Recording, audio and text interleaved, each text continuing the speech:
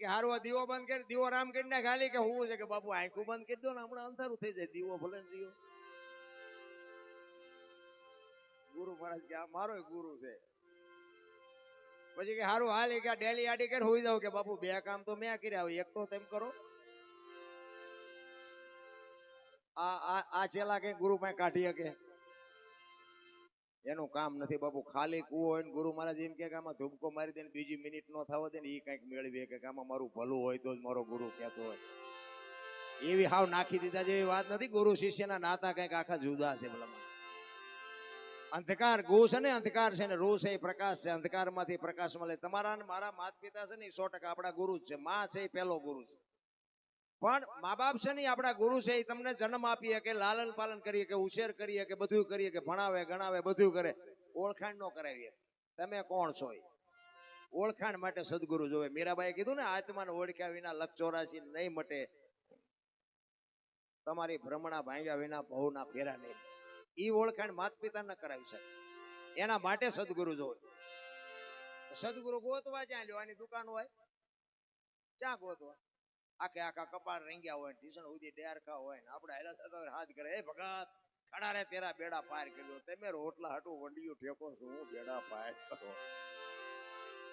પણ મારી તો ભલામણ એક જ હોય છે. તમે તો બધા મને સાંભળ્યો છે, પણ મારી ભલામણ એક જ હોય, એક મા બાપની સેવા કરજો. હાથ જોડીને વિનંતી કરું, હું કોઈને દબાણ નથી કરતો, પણ બાપુ જીવનમાં જો કોઈ દુઃખ આવે ને તો આપણું નામ યાદ કરજો. મા બાપ જેવા બાપુ જીવતા જાગતા ભગવાન કાંઈ છે જ નહીં. પછી બાપુ ફોટાના અગરબત્તીઓ કરે કાંઈ નહીં હોય. ઘણા તો ભાઈ ફોટાના રોટલા બનાવ્યા ને પછી આમ ફોટા આગળ દેખાડે, તમે ધરાવીને આવું ખવડાવ્યું હતું હજી 2 વર્ષ જીવે એવું હતું. કોઈ મતલબ નથી રાખ. કદી અમુક શમશાન યાત્રા નીકળે ને તો કોઈ ફાળી જાય કે કોઈ ગુજરી ગયું લાગે, હાલો હાલો ટેકો દેતા આવ્યો, ટેકો કંભો દેતા આવ્યો. આ ટેકો ન દીધો એમાં જ મર્યા. ટેકા પેલા દેવાના હતા, હવે શું ટેકા દેવાના હોય તો જાળવી લેજો. બાકી જય ભગવાન કાંઈ વાતમાં છે નહીં, આપણે મરી જ જવાનું છે. મારો કહેવાનો મતલબ બાપુ જાનવર પૂજાય છે. હળદીના ઘાટ ઉપર રાણા પ્રતાપનો ઘોડો પૂજાય છે, સતાધારમાં પાડો પૂજાય છે, સમરાળામાં ભેંસ પૂજાય છે, કચ્છમાં દાદા મેકરોનો કૂતરો ને ગધાડો પૂજાય છે. આપણું પાડું છે સારું નથી બોલું, ગધાડા કરતા બે જ નથી આપણે. આ જે જાનવરની માનતા રાખો ને બાપુ તમારા કામ થાય તો તમે વિચાર તો કરો, આ સંતોના ક્યાં છેડા ઈડ્યા છે આમને.